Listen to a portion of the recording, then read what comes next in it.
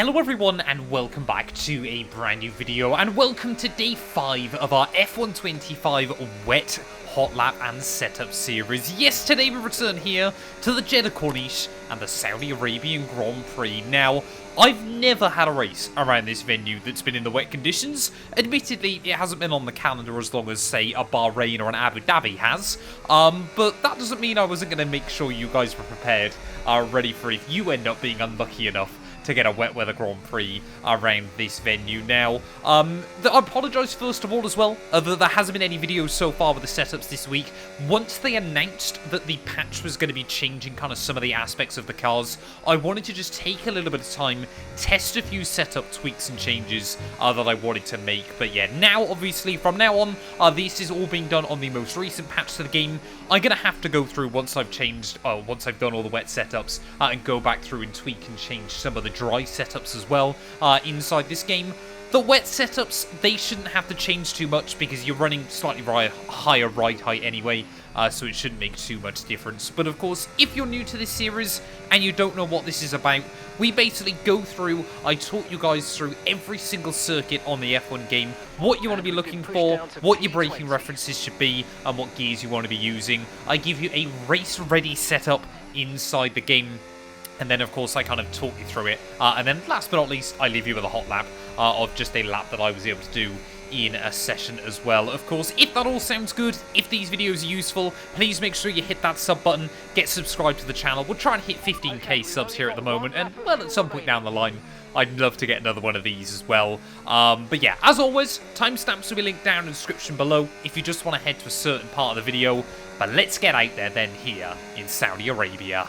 Well, making our way then down in towards the 27th and final corner then here of the Jeddah Corniche. The first thing I'm going to warn you guys of is that street circuits on this game are very, very weirdly difficult. Now, you'd think because the barriers are close to the circuit, there's not much room for error anyway, but inside F125, there's a weird little attention to detail that can make managing tyres in wet conditions quite awkward. And if you have a look at this, they've actually simulated inside the game where if you're under a tunnel or under a building, anything like that, the circuit is actually dry temporarily. As you can see, you're still getting a little bit of spray kicked up.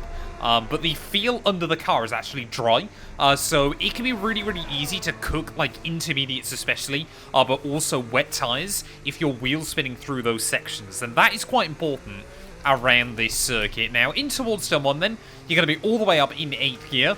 The braking markers I haven't found to be too difficult around this venue to spot. Turn 1, nice and simple, you want to brake just as you get past the 150 meter board. If you're feeling quite brave, you can brake down towards that yellow door on the outside ready for turn 1, but I prefer to brake at 150. Just cadence brake the car in nice and tidy, be careful of rear locking, and then try to get the car all the way down into 2nd gear there. Attack the first curb, again through the second one you can really try to attack it as well. I like to leave the car in 2nd and then really, really be nice and gentle on the throttle, get the steering nice and straight, avoid again this dry patch, and then you're going to be all the way over to 5th gear on the exit, trying to avoid the wheel spin as best as you can. Down in towards turn 3, I actually like to get the car nice and square to the wall on the entry. You don't need to worry about trying to maximise the run in towards this corner because you're not going to be full throttle on the way out. So I would say get the car nice and square. It makes it slightly easier to slow it down in a straight line all the way down into 3rd gear. Attack the inside wall, but be very, very careful that you don't hit it. And then again, be very, very patient. Get the car over the curbing on the exit. Short shift up to 4th gear. And then really manage the throttle on the exit there. As the circuit opens up, I like to go into 5th gear, and then you're going to be leaving in 5th right the way through the rest of these S's as well. The back end's going to be sliding around quite a bit underneath you, but you just got to be very, very careful with it. Make sure you avoid getting the car wedged over this curbing on the outside on the exit. That one, wet or dry, it's really going to punish you inside this game. And then on the exit, compromise that penultimate turn to make sure you get a really nice tidy run through the final one. And again, try to get the car wedged over the curbs as you get the throttle down. You're going to be all the way up in 7th gear then, as we make our way down in towards turn 12. Again, you want to be looking at all of these brake marker boards up on the wall. I like to brake at 100. The yellow door, or the start of this curving, is a pretty good reference point. All the way down into 3rd gear, but be really, really slow on your downshifts as well. And then through here, I take a really, really weird line. I like to hug the apex all the way through. Where it's quite cambered on the outside, you can kind of see the circuit moves up. It's actually more difficult to get the power down, I find, on that outside line. So I'd rather hug the inside, and then just as the circuit begins to flatten out, that's when you get onto the full throttle, back up through the gears.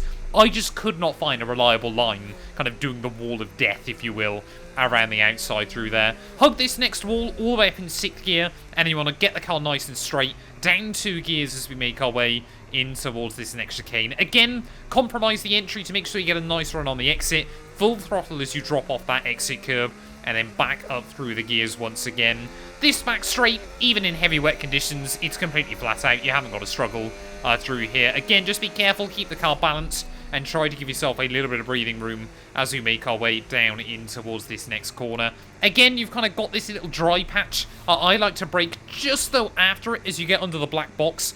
If you brake too early, you find that actually you lock the fronts up because you're on the dry patch. So go from 7th or 8th gear all the way down into 4th through there. Really, really try and get nice and close up to the wall, and then nice and early on the exit. Up into 5th gear, balance the throttle as you try and get the power down off the corner. And just be really, really nice and easy as you make your way down in towards these final few turns. This section can feel a little bit sketchy in the full wet, especially if you're up close behind other cars. But again, it is easy flat out. And then into the final corner, spotting the 100-meter board, get on the brakes nice and straight, all the way down into 3rd, maybe even 2nd gear. Get the car for a nice late apex before you mash your foot to the floor on the exit. Again, just be careful of wheel spin, but by the time you're in 4th gear, you should be able to get pretty good hookup. A quick run back towards the start-finish line then, and that is going to be a lap of the wet Jeddah Corniche. Like I said, I don't think, you're going to be very unlucky if you really have to deal with this race in these conditions. But it is important, to be prepared, be ready to go, just in case they happen. Let's head back to the pit lane though, and I'll talk you guys through the setup. Back in the garage then, I reckon if I nailed the lap time round here, I could get a 1:44 out of it. I reckon there were splits available to try and do that in this session. Taking a look then at the numbers though, first of all, 18-14 for your front and rear wing angle. Ever so slightly higher than what we're running in the dry. This circuit is still very high speed.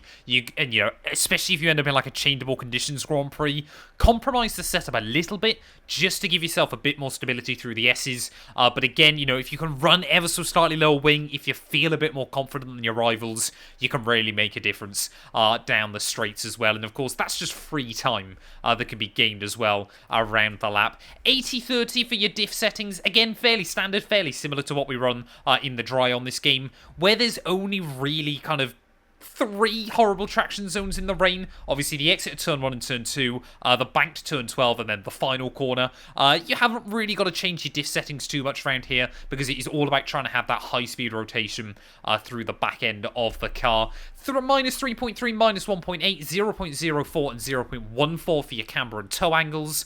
Again, these are ever so slightly more neutral than what we run in the dry, just to give yourself a little bit more stability in the car. Make it ever so slightly more forgiving, otherwise you'll find that you get a lot of snap moments.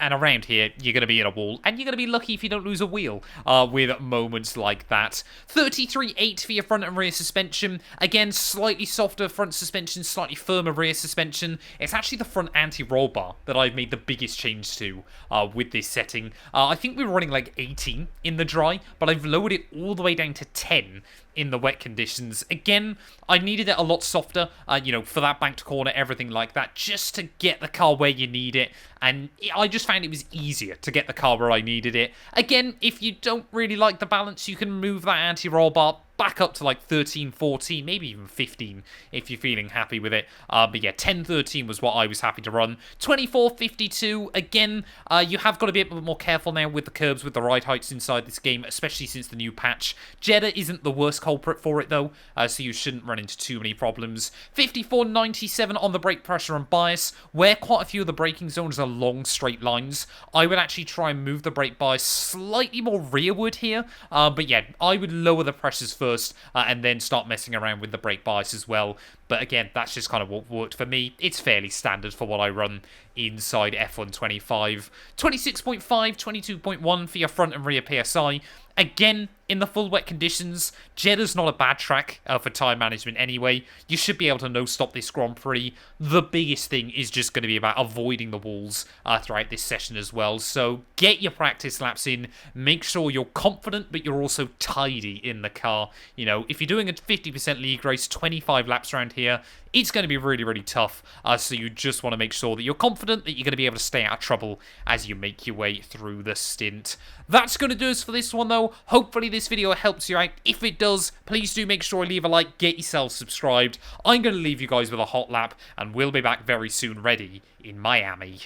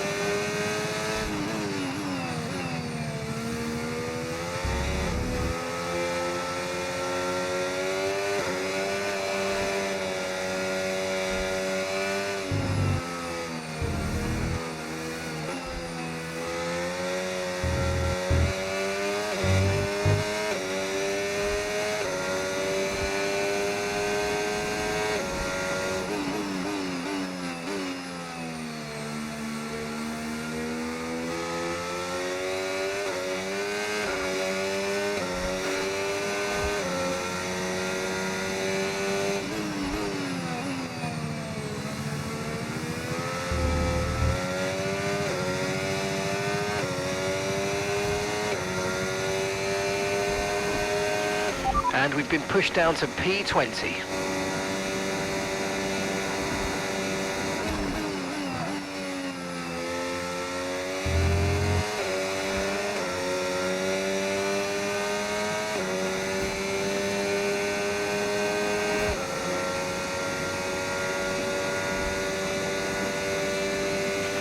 Okay, we've only got one lap of fuel remaining.